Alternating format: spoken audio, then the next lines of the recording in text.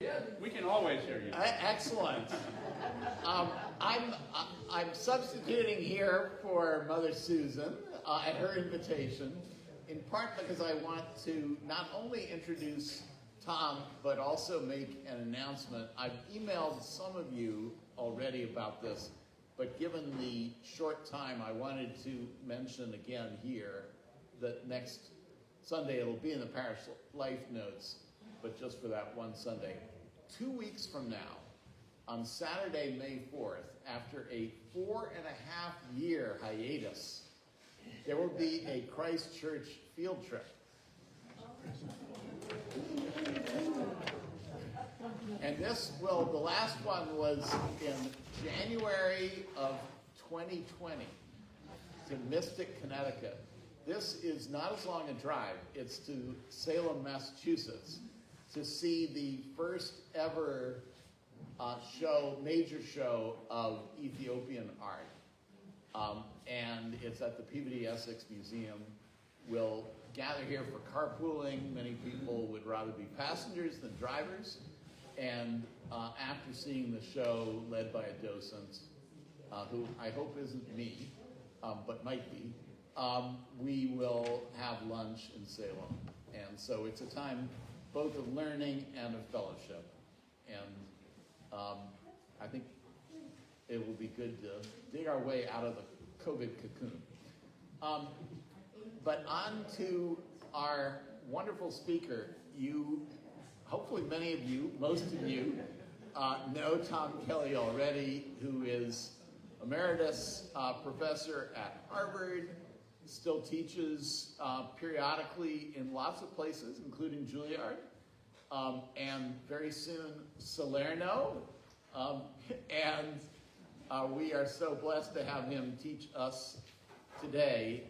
He is not only a distinguished musicologist and author, but a medievalist with deep insights into that long period of Western history.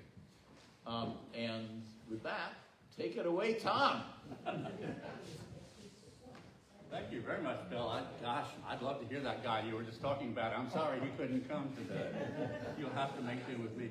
Many of you, I think, were here last week, and so I don't want to go over everything, but for people who weren't, let me just say, well, a thing that I'm going to say is that I'm going to show a lot of pictures, and many of them are of very beautiful things which you can't see very well if you're not close to the screen.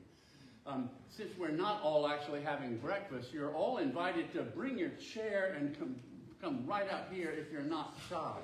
But if you're happy where you are and don't mind, I'll describe the pictures as well as I can if you insist on sitting where you can't see them. But we were talking last week, and I want to keep talking this week about that pivotal moment in the Christian year, in the Christian liturgy, where that stands for everything in a way, where a single spark is struck from flint or sometimes from a magnifying glass to create a single flame, and from that flame, all the other lights in the abbey or the monastery or the cathedral having been extinguished and it being completely dark except for this spark, we strike a single new light, and from it light all of our lights and all the lights in the world, in a way. And it's to do with the resurrection of Christ. It's to do with the baptism of new members into the church. Easter evening service was the standard time for baptizing new members. The new life that's symbolized by their white robes. It's the coming of spring again, new life arising from the dead earth. It's everything. And the lighting of that candle, the lighting of that single candle is the big moment, the moment that marks darkness into light, death into life, winter into spring, all that, is celebrated by the singing of a song that praises and blesses the candle and its light. And it's called the Exultet only because in Latin its first word is Exultet. Exultet iam angelica turba celorum. Let the heavenly host of angels rejoice. And we have heard it beautifully sung on Easter Eve here in English. We have an English version in the prayer book. And what you have in the sheet that you may have gotten a copy of, thanks to Peggy, is the English version of it, the prayer book version of it, and then below that, the medieval version, the traditional version that goes back at least to the 6th century or so. It's much, much, much, much, much longer. And I have subdivided into sort of topical groupings, but those topical headings are not from the medieval version, that's just me. So there's a long section about the light and all the things that light can symbolize. The pillar of fire leading the Hebrews through the darkness. All the kinds of light symbolism that this candle reminds us of.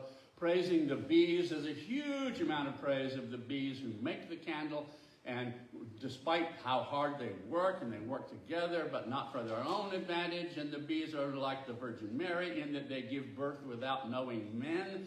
They didn't know much about bees. They knew a lot about beehives and stuff like that, but I guess, anyway.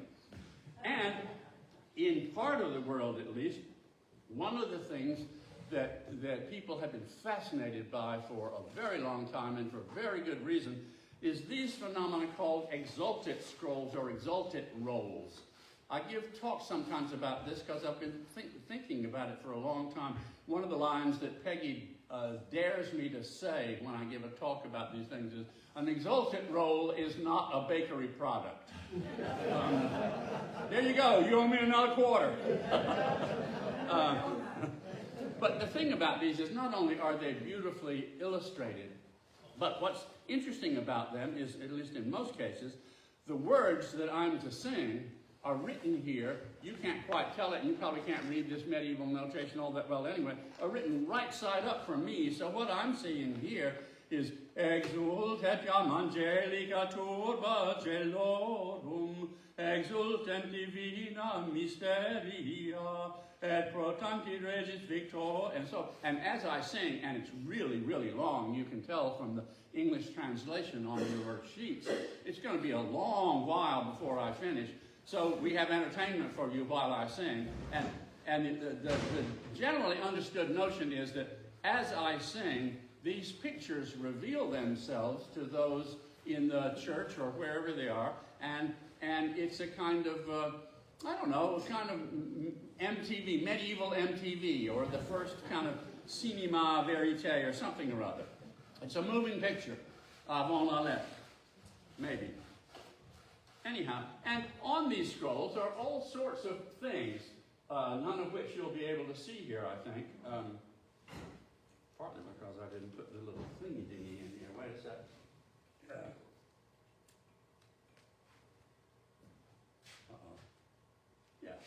So that's the big E for the word Exultet, facing my way, and there it is facing the other way, so that you can see the heavenly choir of angels, all in gold and so forth, that get revealed over the top of the pulpit in this one. On these scrolls also are pictures of the ceremony at hand. Here's a very detailed picture of an ambo. Those of you who were here last week will remember the Jonah image that appears on some South Italian pulpit. I use the word ambo. It's a Latin word. It kind of means pulpit. And it's really just a thing for reading.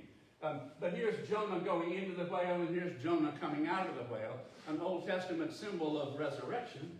And then here are various evangelists and things, and there's that funny head with the beard that nobody quite knows what it is underneath, and we have that in a couple of sculpted in a couple of South Italian pulpits. So pictures of the ceremony, pictures of salvation history. Here's Pharaoh and his chariots and his chariot drivers, remember them. Several different roles, pictures of that, pictures of Adam and Eve and others being liberated from limbo during the time it was generally thought that when Christ lay in the tomb, he also visited the underworld. Pictures of Adam and Eve. One of the things that caused a lot of theological contention in the Middle Ages was whether it was appropriate in the Exultet to say, "Oh, blessed sin of Adam, o felix culpaque that deserved and merited such a redeemer." The idea that without Adam's sin there wouldn't have been Jesus. Some medieval Exultet scrolls take that out. I don't want to get into that because I'm not a theologian. I don't get paid. We have a couple of them over here. If they want to get into it afterwards, that'd be just fine. There's a picture of Mother Earth up here, taken from a secular treatise in Monte Cassino. That very same picture appears elsewhere. And there's a picture of the choir of angels. So pictures of different kinds of things, including secular authorities. At the end, we call God's blessing down on our bishop, our abbot, our archbishop, that is all, and our pope. And so there's the pope in his hairdryer at the top, and our bishop sitting to his right. And our emperor and all of his army coming down below. The emperor seems to be wearing a wedding cake today, and his army is off to the right. But generally in these things it says, and our Pope N, where the deacon up on the ambo is supposed to fill in the name of whoever the Pope is, Francisco, or whatever it might be. But in some cases, it's been written in either by the original scribe or, really interestingly, several successive times by other deacons who had to sing this thing on Holy Saturday. And when you get the name of the Pope and the name of the bishop and the name of the emperor, you can pretty well date that scroll, sometimes to within, a few minutes practically. So one of the great things about these things is that in some cases they can be specifically dated. Maybe not always the original making of the scroll, but at least one Easter when it got sung, and this person was Pope, the name filled in later, and this person was Emperor, and this person was whatever it was. So a lot of interesting chronological stuff has been found out by studying the names, sometimes successive names, written on these Exultet scrolls. And there's the bees. Lots and lots of pictures of bees. You could write a treatise about medieval beekeeping if you believed what these monks thought they knew about bees. But they all thought the stinger is on the front, for one thing. And that's not always true of bees in my experience. So, a couple of subjects I'd like to take up with you today. Maybe three subjects. One is, why put it on a roll? Why would you ever make a scroll? Another one is, what's the music like? And another one, is it really true that these pictures are on these scrolls to show an illiterate public what's going on? Is it really for instructing an unlettered congregation? We may not have time for all those, but I hope we will. So, as to making scrolls, why would you make a scroll? I mean, we are used to things called a codex. And the codex came along in kind of the 4th century. The traditional explanation is that Christians started using the codex. There's lots of advantages of it because you have instant access to any place in the text. If you think about your book, you can open to any page you want to. Whereas in a scroll, if you want to see that part at the end, you've got to unroll the whole thing in order to find it. Also, you can write on both sides of the parchment in a codex, which you can't really on a scroll. If you think about it, if you continue around the other end, it makes it even more complicated. So it's very compressed. And the idea is you could get all 4 Gospels into a very small folded codex and hide it under your toga. Some of the very earliest codices are Gospel books. We don't really know why. At a certain point, they all switched over to the codex, maybe because it's just so much more convenient. So the question is, why would you make a scroll when you could make a codex? What are the reasons? And it turns out that all through the Middle Ages, people continued to make scrolls. Not many scrolls, but some. And so why would you do that? And so I've asked myself that question partly because I've been studying these things. I was in the Vatican Library one day and somebody said, what are you working on? And I said, I'm working on those Exultet scrolls from southern Italy. And my friend said, oh, that's interesting. How many medieval scrolls are there? And I had no idea. So I went back in the Vatican Library and started looking up the history of the books and stuff like that. And all those books said, in the 4th century, the codex took over from the scroll, and from then on it was codex. They all said that. So nobody had ever answered the question. I haven't answered the question, but I've tried. Made lists of all the scrolls that I can find, and it turns out there are several very good reasons for making a scroll when you could make a codex. One reason is when you don't know how long the text is going to be when you start. If you're making a list of something, and something that's infinitely extensible, You know, if you run out of parchment, you just add another piece on the end, and you keep going as long as you need to. Here is Jack Kerouac's novel On the Road, which was typed on pieces of onion skin. Anybody remember onion skin paper? Typed on pieces of paper in a typewriter, and as it came out of the typewriter, it was taped to the previous thing, and so on. So On the Road is actually a long, long, long scroll. He didn't know how long it was going to be. Here is a wonderful thing called a rouleau de mort, a death roll. This is something where in the Middle Ages, particularly in France and England and sort of the Norman world, but parts of Western Europe, when in your monastery your abbess dies, or your abbot dies, or your bishop dies, or an important person dies, and you need to get word around and you don't have Facebook, what you do is you write on a piece of parchment the notice of the death of your abbot, and you roll it up, and you send it with one of your monks around to all of your related monasteries, all the cathedrals in the path and so forth, to make sure everybody knows, saying, our abbot is dead, pray for us. And they do pray for you, and they add their prayers to the bottom of the announcement. And as the roll travels, it gets longer and longer and longer, and each church, all these T's are titulus, the church with the title of so-and-so. This is a roll that's now traveling through southern England. It's crossed the channel, and it's at Winchester, and it's going on to various other places. And each church adds its own prayers, and the roll grows longer as it travels. These are also fascinating things to look at, because sometimes for paleographers who are interested in handwriting, you know, here's 100 contemporaneous hands. That's very cool. Also, they are dated, and so you can tell how fast the person traveled, and you can tell where that person went and how long some people moved very fast. Some people probably got more entertainment in the monastery than was good for them and moved sort of more slowly. But there are a lot of interesting things to be learned from these, and you could see why it would be in roll form so that it can get longer as it goes along. And here's a medieval cookbook.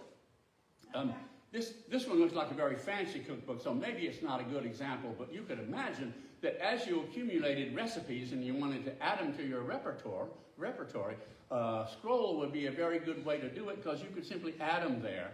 And the scroll gets longer, and you open it up on your counter, on your kitchen counter, to whatever recipe you're using, and there you are.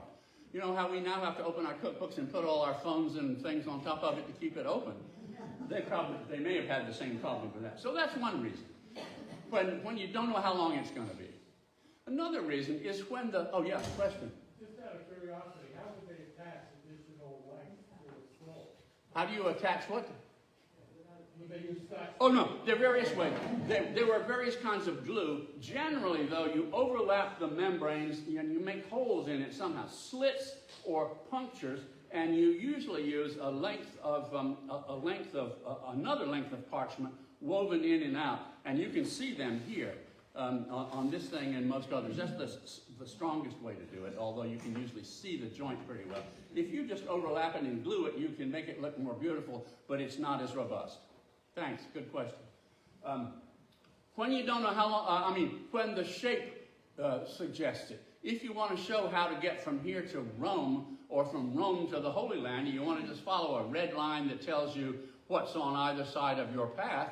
A very long thing like those old things the American Automobile Association used to hang out called triptychs. Do you remember those? They were great big long things that showed you where you were going. You fold it up, but you could have rolled it up. And there are pilgrim's guides and things and maps that are in the roll form. This is the genealogy of English kings. It's a very, very, very long one, but each king, you can follow. So it's a sort of a baguette kind of scroll.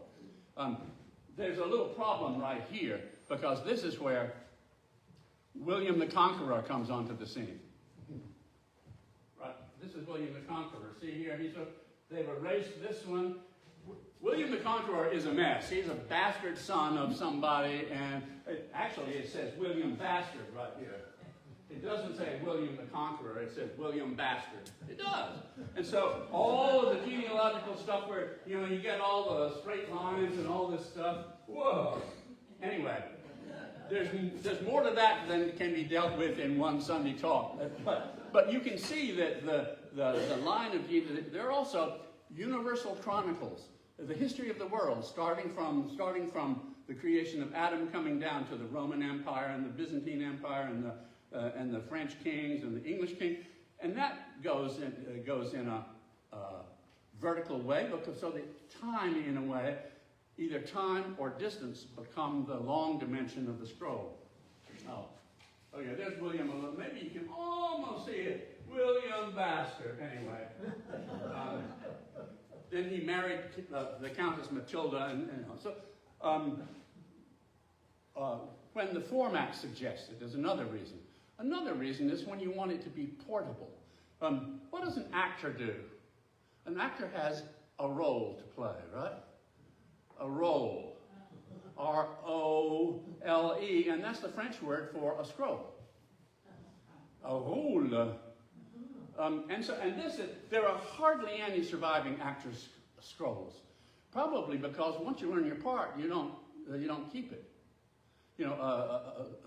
Once you're off book, once you're off scroll, you don't need it anymore. We have very few. There are some though. There's some Shakespearean scrolls.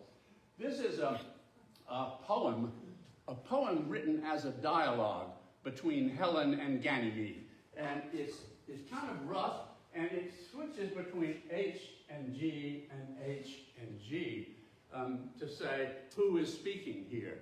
And I'm not sure it's designed for dramatic presentation, but it might be. It's a sloppy enough looking scroll that I might have one and my Helen might have another one, and we would engage in this discourse about whether the love of men or the love of women is to be preferred.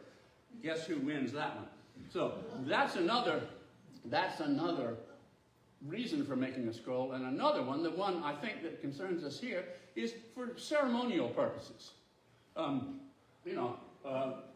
the mayor of the coroner of Munchkin City wants to make it clear that the witch is really dead, he presents a certificate of death but unrolls it. Or you remember when the Wizard of Oz talks to the Scarecrow and says, "They have something good. You haven't got a diploma." We roll up our diplomas, right? Our diplomas are scrolls because they're important. Actually, nowadays they flatten them out and put them in a little folder. But, your diploma is supposed to be rolled up with a ribbon around it. And other kinds of ceremonial things, like, what's the most important moment in the Christian liturgical year? I don't know. Some would say maybe this. And so I think the Exultet scrolls fit into that archaizing, ceremonial, importance-giving thing that are used for supremely important moments, where the scroll itself is a recognition of the importance of this moment, your diploma, your certificate of death, whatever it might be. And so there are very good reasons for doing this, although it's only in southern Italy that they made these things. There are 26 of them that survive.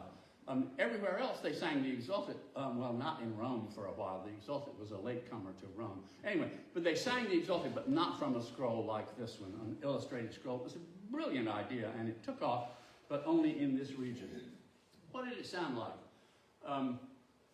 When we sing the Exultet now, we sing it, we don't sing it, one person sings it, and it was sung very beautifully here on Holy Saturday. We sing it to a tune that has been known in the Western Church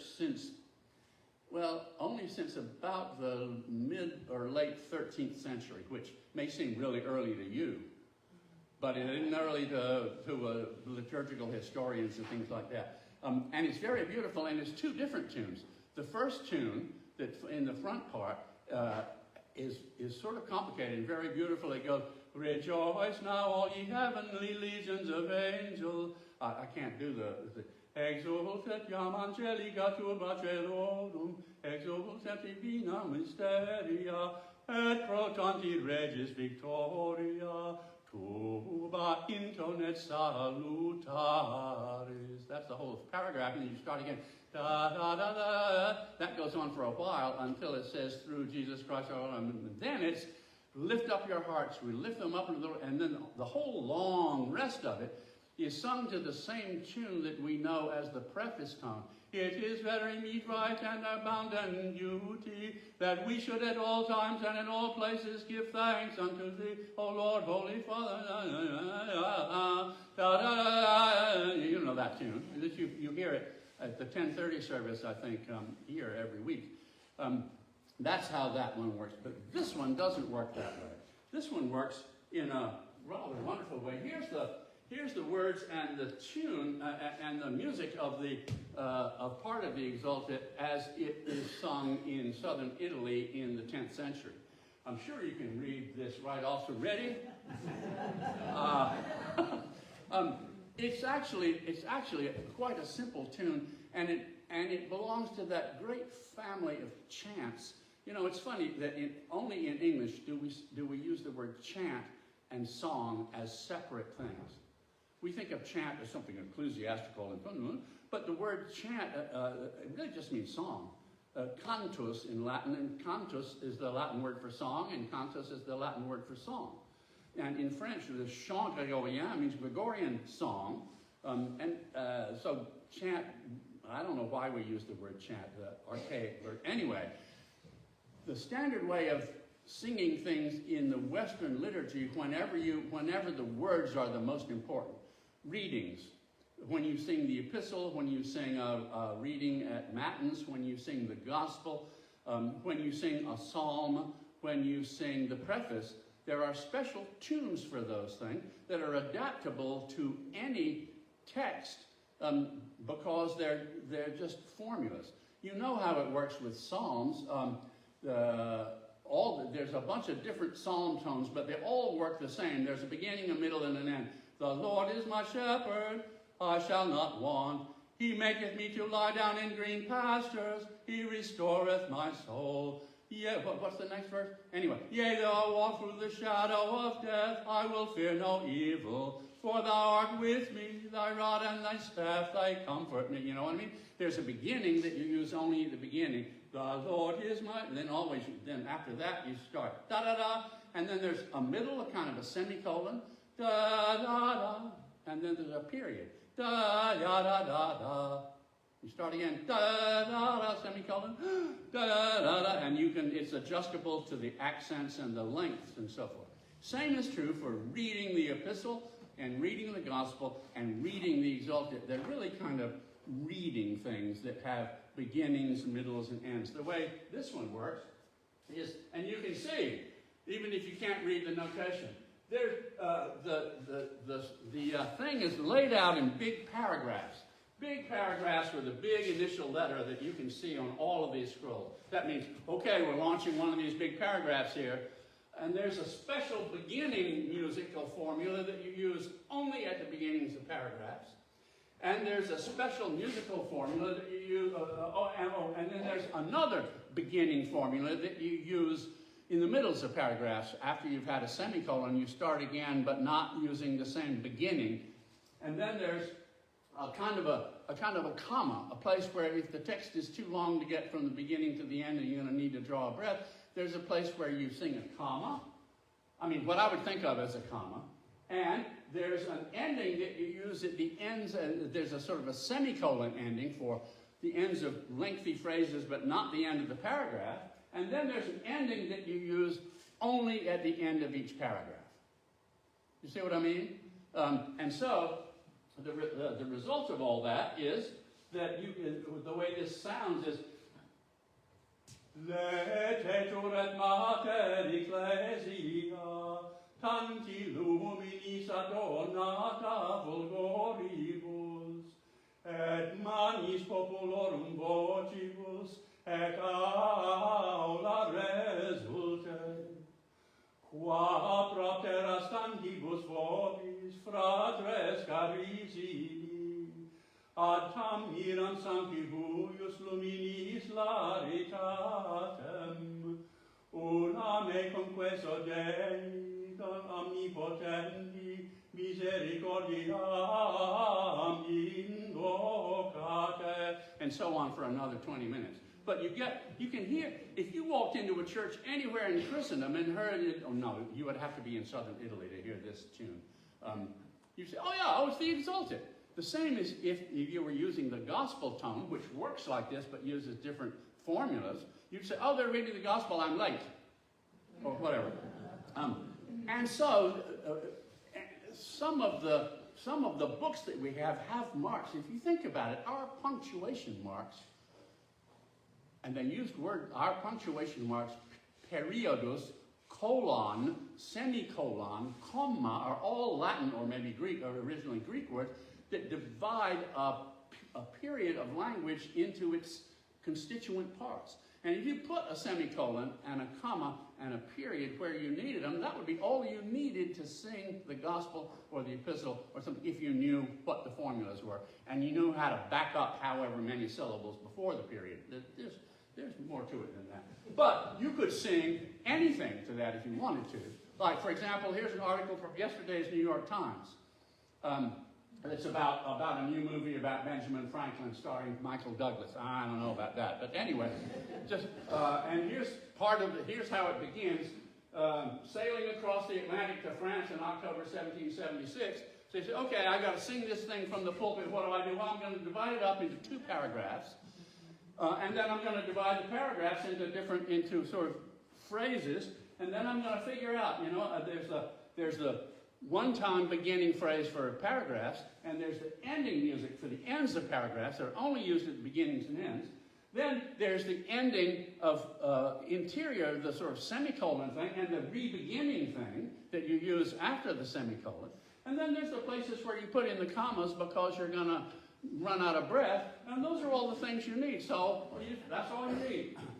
Sailing across the Atlantic to France in October 1776, Benjamin Franklin had 38 days to contemplate his near impossible mission, persuading the absolute French monarchy of Louis XVI to bankroll a nation's American Republic. His democracy in the making had just declared independence from another monarchy, the British, and had done so with no gunpowder, no engineers, ships, munitions, money, and no army fit to fight a war. Said Stacy Schiff, the author of the 2005 book, A Great Improvisation, Franklin, France, and the Birth of America.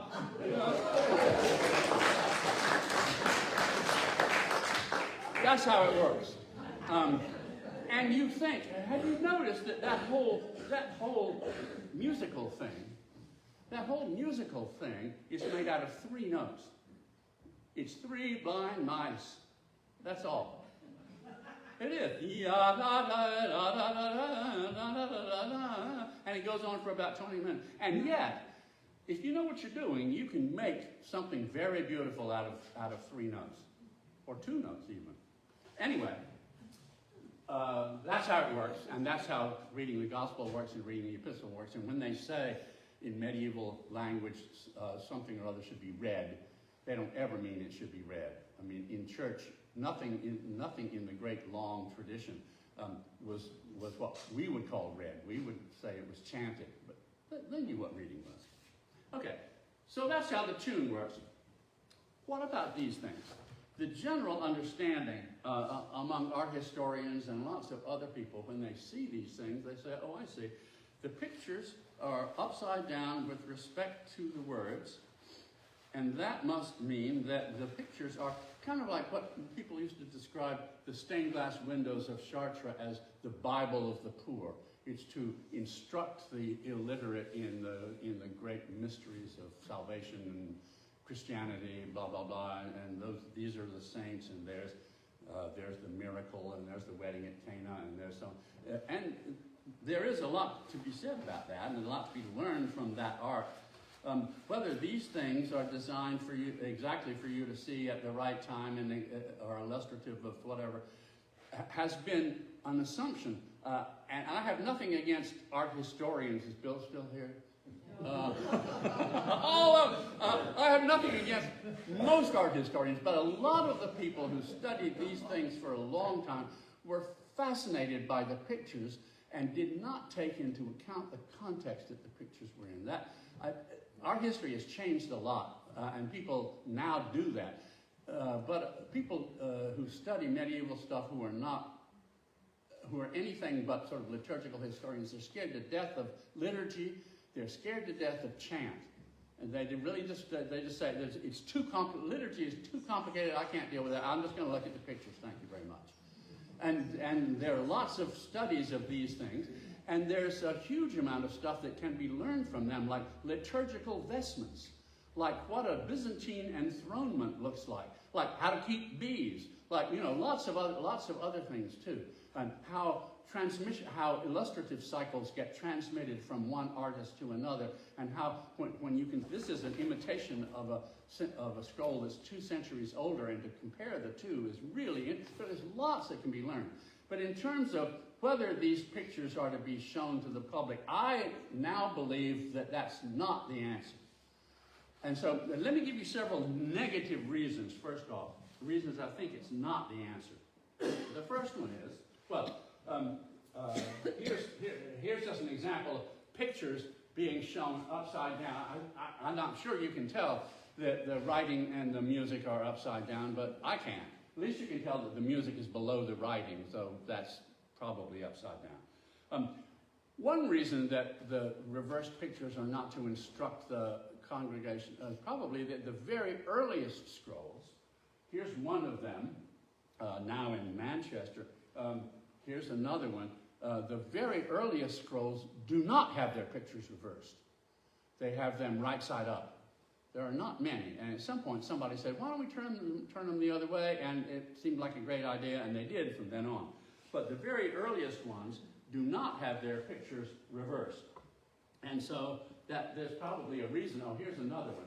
This is a very interesting example. This is, this is a piece of the scroll of which this one is an imitation. It's imitated by the decorative borders on the side, by the fact that the pictures have kind of green, like we used to draw pictures in the first grade. You put green grass on the bottom and you put the blue sky on the top and you put the picture in the middle. They have blue and green in a frame and so forth. These are much more elegant, but it's a very beat up scroll and has been used and reused.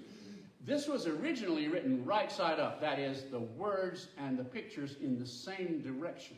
And in the 11th or 12th century, they decided to reorganize it so that they would adopt the Roman text of the Exultet rather than the South Italian text of the Exultet. So they erased all the old text, turned the scroll around the other way, reordered the pieces, and wrote the new words over the old words. But maybe you can see here, just the ghost of the gold initial that used to be here. Here the words are upside down, and upside down the music. But the original script went this way, and you can see the erased lines, maybe. If you had sat where I told you to sit, you'd be able to see them. But you're welcome to come and have a look later on. That one, too, originally was right side up, the whole thing facing the same way. So another reason I don't think it worked that way is that you couldn't see them. Most of the cathedrals in which we know these scrolls were used are really dark places. This is the Cathedral of Benevento, a very important, powerful place in the 8th and 9th century when the Lombards invaded Italy and made Benevento their capital. It's kind of a backwater now, but it wasn't then. This is the cathedral as it was before. Our side blew it up in 1944. And they rebuilt it, and the facade looks pretty much the same, but behind is a whole new modern building. But it doesn't feature a lot of windows. You'll probably notice that. Here is the Cathedral of Fondi. You've probably never even heard of Fondi, but there is one of the most beautiful Exultet rolls made for this cathedral, and it's now in Paris. Not many windows. Here's the Cathedral of Troia. It's a very beautiful building built in the 12th century in a new city founded by the Norman invaders of southern Italy. It's a Norman city, and we have 3 Exultet scrolls from Troya. Like all these things, very dark inside. Here's a picture of the inside of the Cathedral of Santa Maria Capua Vetere, which is not one of the cathedrals from which we have a surviving Exultet scroll, though they may have had one. But when I went there, they had hung over the ambo a facsimile of this same scroll. And I just took its picture to see whether, when we looked at the picture, we'd be able to tell whether, not only what the pictures were, but whether they were right side up or upside down. How well can you tell? How much is it? How much instruction are you getting from those pictures? I don't know. Okay, so there's another reason why I think it doesn't work. A third reason is that the pictures don't appear at the right time. That is, here's a beautiful Exultet scroll made at Monte Cassino for Leo, the great chronicler, one of the great scribes of Monte Cassino and a great chronicler. And he was made Cardinal Bishop of Ostia. And this thing is in the diocese, in the cathedral of the Diocese of Ostia. And we're almost sure it was made for him to take there. It was made by the greatest scriptorium in the world for one of its greatest members. It's the best they can do. My point is that the pictures don't come at the right time. What the artists do is do what any illustrator does. You're reading along, and if you come to a text that needs a picture, you skip a space, and then you put the picture in there, and then you continue with the text that's related to the picture. You know what I mean? Like a caption. And that's the way you would normally do it in a codex or anywhere else. And that's what they do here. This is Mater Ecclesia. Laetator et Mater Ecclesia. And there it says it somewhere. Oh yeah, Laetator et Mater. So what it means is that when I'm singing about Mater Ecclesia, you don't see it yet. You only see it much later. And the same is true for all these other things. This is O certe necessarium ade peccato, a certain necessity of Adam's sin. If I need that thing here, you're gonna see, well, what are you gonna see? You're gonna see some toes. You're gonna see the bottom of a tree, but you don't know what it is. And if you were the greatest scriptorium in the world, and you were designing something whose purpose it was to show the pictures at the time I sing about Adam and Eve, or at the time I sing about Mother Church, and you could make things as beautiful as this, you would not be so dumb as to do this if your purpose were to show the pictures at a specific time during the performance. Another reason for wondering about whether the pictures are to instruct the public is that there's so many pictures of the ceremony in progress. I mean, if you're listening to a deacon up on an ambo singing the Exultet from a scroll, do you need a picture of the deacon up on an ambo singing the Exultet from a scroll? Yeah. Were people allowed to go up and touch it or hold it? Well, not during the ceremony. But they were allowed to. Well, if I had one, I wouldn't allow riffraff like yourself to come and put my fingerprints all over the scroll. I don't know the answer to your question. It's a short answer. But if anybody could, you could. But there are lots and lots of pictures of people doing it. And you get lots of information about what a medieval ambo looks like. Lots and lots of these pictures. So what I actually think is that the pictures are really for ceremonializing to make the scroll as beautiful as a human offering to God can be, which is why an awful lot of decoration happens, isn't it?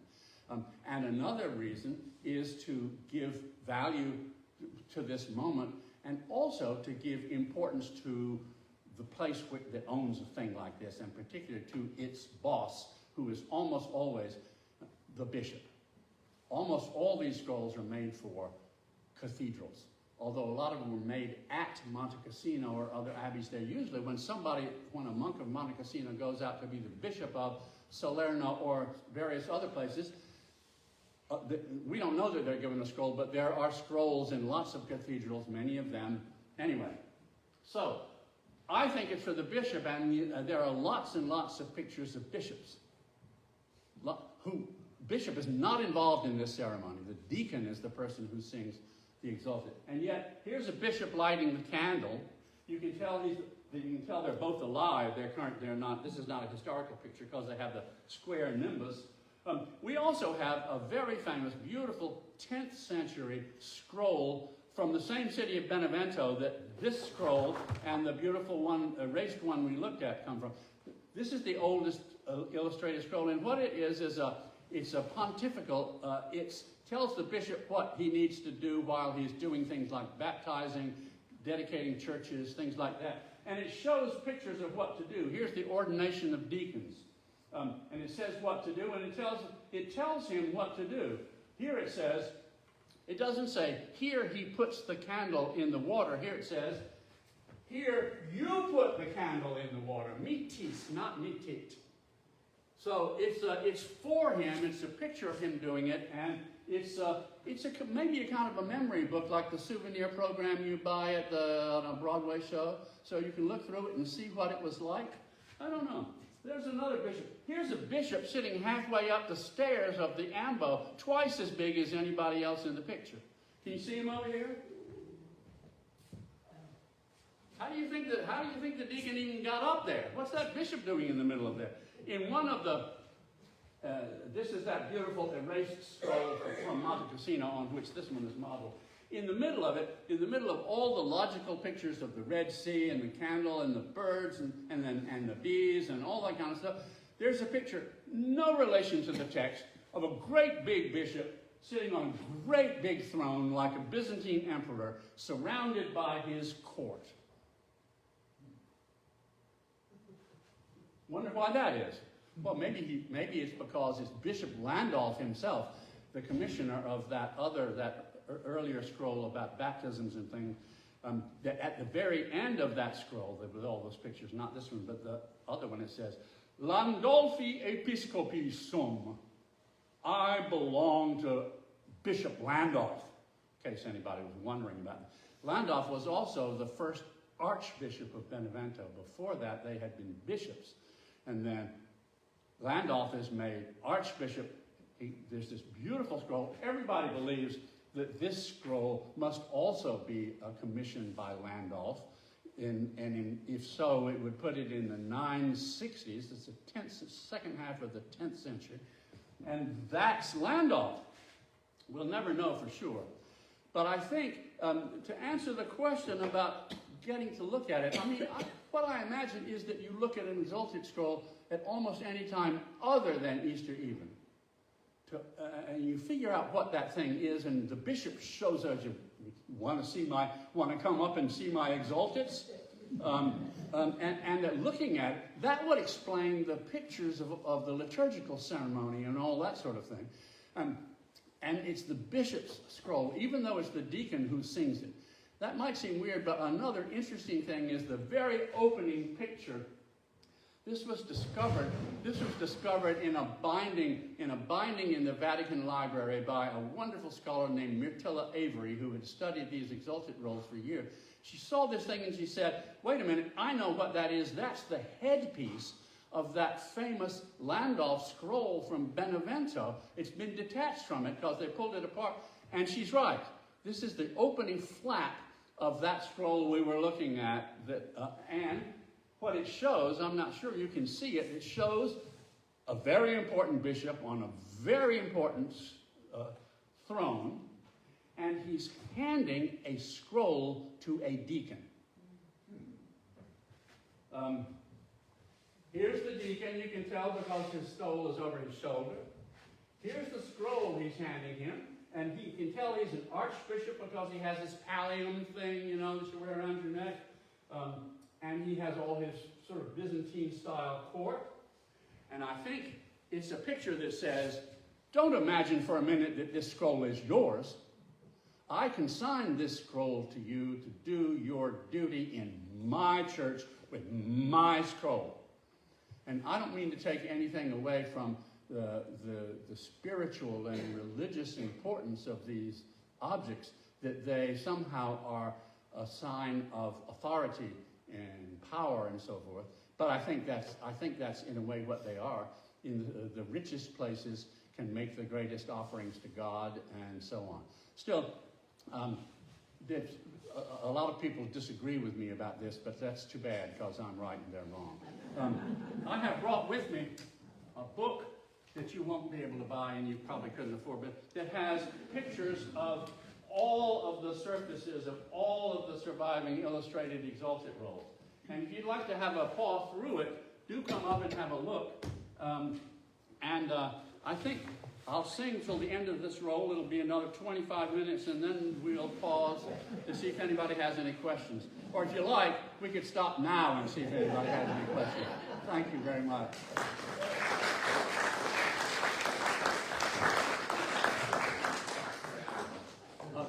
Bill. So, is the scale of the scrolls typically similar to what you've got? Similar.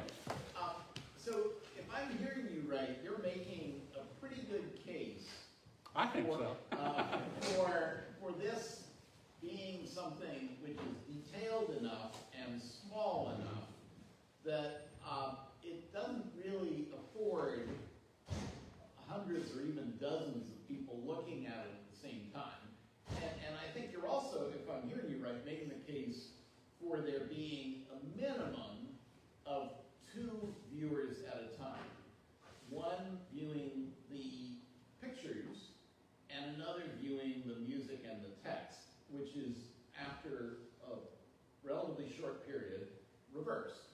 So you would have, if I'm hearing you right, you'd have people who would be, or a person, perhaps a deacon, who would be seeing the text and the music right side up, and somebody on the other side seeing the image right side up. Is that correct? Well, if there is somebody on the other side, during the course of the Holy Saturday ritual in a darkened cathedral with no windows and one candle burning so far, the likelihood of there being anybody very near the ambo is low, I think. So what I think is that the deacon would sing this thing, and we would, at best, be aware that there is a beautiful illustrated scroll being sung from that has gold on it. That's I think the maximum that we would know. But we would know that the bishop has that scroll, and that maybe maybe one day or something like that. But for 364 days a year, it's not being used for singing in the cathedral. That's right. We know that in the 18th century, the beautiful South Italian scroll that, for various interesting reasons that I can tell you about, came to rest in Pisa, was displayed in the baptistry of Pisa on the wall. That's the only evidence we know of any of these scrolls being exposed to the public at any time other than, but that's no proof that they weren't. We just simply don't know. I can imagine, what I imagine is the bishop says, I'm not kidding, you want to see my scroll. It's also true that these are among the largest book illustrations that survive from the Middle Ages. This may not be big for a scroll, but it's very big for a picture in a book. So over those 364 days, what would happen? You roll it up and put it in the treasury. But would the bishop look at the pictures while somebody was singing the music? Well, that bishop up on the steps there was certainly close enough to do so. But ceremonially, it's not customary for the bishop to crowd the deacon at the ambo. So I think that's a symbolic representation of where the power and the authority actually resides here, and that it belongs to the bishop. I actually once met the bishop of Capua, and there is a beautiful Exultet roll in Capua. The current bishop of Capua, maybe he's not the current one anymore, but the one I met kept the Exultet scroll under his bed. And he would say, you want to see the Exultet scroll? So I bet that more than one medieval bishop kept his Exultet scroll under his bed. But it's one of those things we're never going to know. But But the absence of evidence is not proof of anything, of course. Good. How much of this, which is in the Western church, migrated to the Eastern?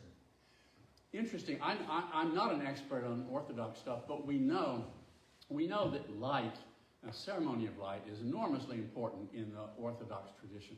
Not only the Lucernarium, that's a standard feature of evening service all the time, but the Easter Vigil has the same kind of importance of striking new light and spreading it around.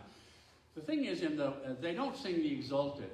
What they do is light new fire, not at the Paschal Vigil, but at Vespers, Holy Saturday Vespers. There's a big light thing. Actually, Vespers in the Orthodox Church, I think, is the moment when there's a light ceremony always. And they have these three-branched Paschal candles, and they light everybody's candle, and they have things called Paschal candles, but everybody gets one in the Orthodox Church. And I think all the light ceremony, all the spreading of the light happens at Vespers and not as part of the vigil service. But of course, in a way, in the Western Church and the Eastern Church, the whole day is kind of a liturgy that has different pieces, like Good Friday. I mean, different pieces at different parts of the day, but it's really all one continuous thing. That concludes my knowledge of the Eastern Orthodox Church. I did the best I could. I'm sorry. Well, let's either go to church or go home, one or the other. Thank you all very much.